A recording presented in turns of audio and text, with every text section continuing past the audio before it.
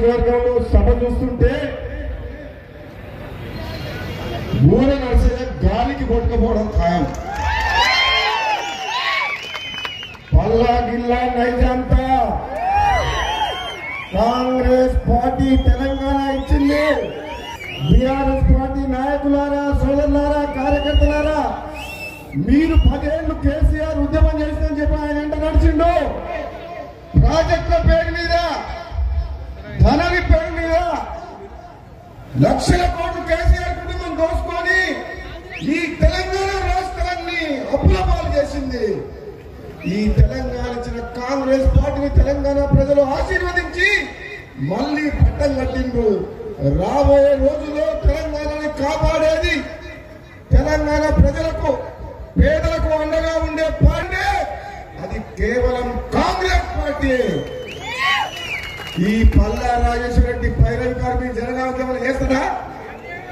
24 గంటలు కేసీఆర్ మందులో సోడా పోసుకుంటూ కూర్చుంటారు రాత్రి పూట్ల. తెలిసిన ఎప్పుడు వచ్చిందా? అసలు వాళ్ళని చూస్తే ఎమ్మెల్యే లాగుంటాడా, పైరవి కారు లాగుంటాడా, ఎమ్మెల్యే లాగుంటాడా? ఎప్పుడైనా ప్రజల మధ్యలోకి వచ్చిండా? ప్రజల కష్టాలు చూసిండా? ప్రగతి భవన్ లో చెంచాగిరి చేసి టికెట్ తెచ్చుకొని పైసలు పెట్టి మోసం చేసి గెలిచిన వ్యక్తి పల్లా రాజేశ్వర రెడ్డి. మరి ఆయన కావాలన్నా?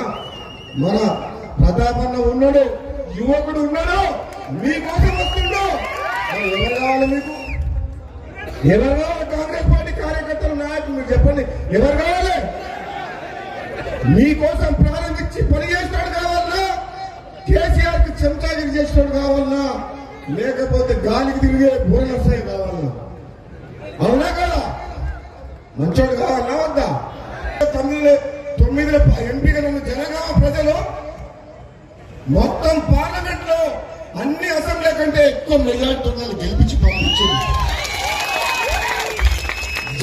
జన్మలకు మీకు నేను రుణపడుతుంటా. ఆనాడు తెలంగాణ ఉద్యమం నడుస్తుంటే పార్లమెంట్ లో జనగామ ప్రజల గొంతు వినిపించిన, కొట్లాడిన సోనియా గాంధీ తోటి, కాంగ్రెస్ పార్టీ తోటి పార్లమెంట్ లో తెలంగాణ గొంతు వినిపించి తెలంగాణ తెచ్చిందా లేదా? మీ గురించి ఆనాడు అందరు నన్ను ఒక్క పార్లమెంట్ ఎంపీకి ఒక్క రైల్వే స్టేషన్, ఆదర్శ రైల్వే స్టేషన్ అన్నారు. భారతదేశంలోని ఒక్క ఎంపీని భువనగిరి, ఆలేరు, జనగామ 3 రైల్వే స్టేషన్ బాగు చేయించిన